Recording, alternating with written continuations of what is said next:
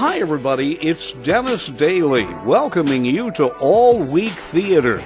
Every week I take a classic old-time radio episode, cut it up into 5 pieces, and present it for your convenient listening pleasure. Now, Eve Arden and the cast with Part 4 of Our Miss Brooks. Oh,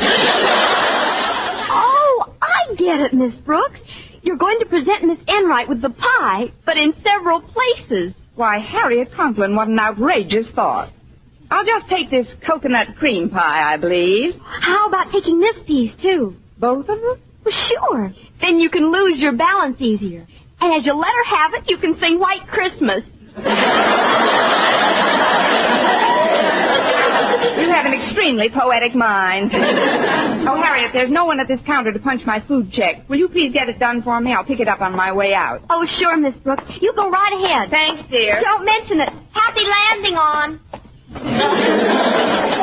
Well, I hope I wasn't too long. I brought some pie back for both of you. Well, it was very thoughtful, Miss Brooks. It looks delicious. Oh, yes, it does. I'll pass Mr. Boynton's piece over to him, Miss Brooks. I think I can manage. Oh, come on, let me have it.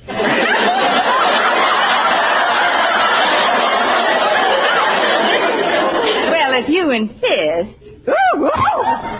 Oh, I must have tripped. How could you be so clumsy? Oh, my goodness, the pie's all over your new suit. Oh, well, not quite all over it, Mr. Boynton. Most of it's splattered on the coat. The skirt's not touched, thank goodness. That's what I get for not keeping my head down. Here, I'll just dip a napkin in this water. Maybe we can get some of the goo off your coat. Here, let me try. Watch out for the coffee cup. Oh, no. All over my skirt. That's what I call teamwork.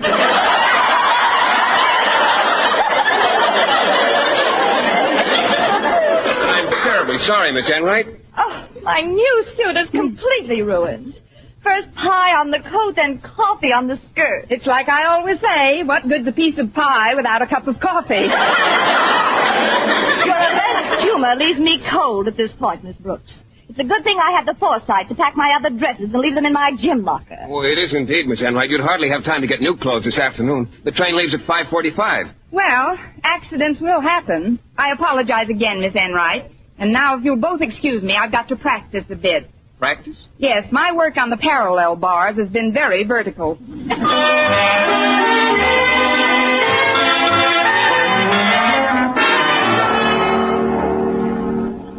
You sent for me, Mr. Conklin? Yes, Miss Brooks, I did. I have just spoken with Miss Enright.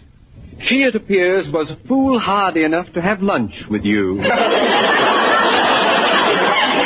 We did share the same table, but... Fortunately, she escaped without any serious bodily injury. However, she has been forced to withdraw as Madison's second delegate to the Teachers' Convention in Evanston. You mean she's not able to go? Miss Brooks, when Miss Enright informed me that you had peppered her garments with a slab of coconut cream pie, it didn't surprise me in the least. But there's one thing that does puzzle me. What's that, Mr. Conklin?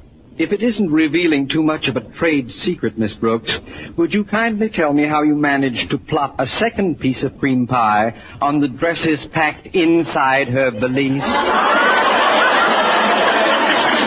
Which was inside her locker? I guess when I get clumsy, I just go hog wild. Well, until they infringe upon school operations, personal rivalries on the faculty are not my concern. However, there are 2 train tickets available for this trip. I know it. Yes, sir. 2 tickets. And there are 2 delegates expected at the convention. That's right. 2 delegates expected. 2 of them. As you know, Mr. Boynton is one of the delegates. All we need now is another one. You're right, Mr. Conklin. You're so right. You're the rightest thing since the Wright brothers. Just one more delegate's all we need.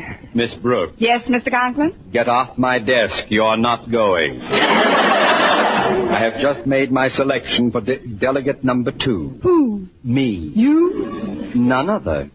Not only will the trip do me a world of good, it will reflect prestige and credit upon Madison High as well. However, I don't want you to feel completely out of things, Miss Brooks. So? So I want you to type up these notes for me. They contain some remarks I will make to the convention. Now, toddle along, Miss Brooks. Yes, sir. Oh, Mr. Conklin. Yes? I realize it's quite late, but how would you like to be my guest for a little lunch? Not today, thank you. But don't be discouraged. It was a nice try. Good day, Lucretia.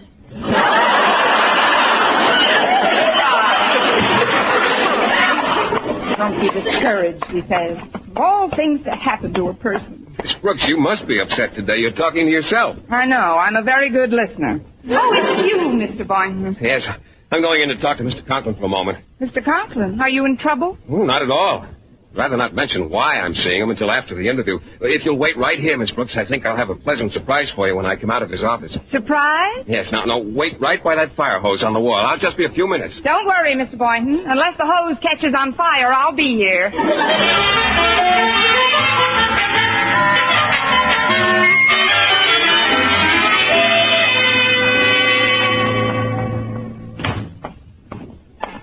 I'm glad you waited for me, Miss Brooks.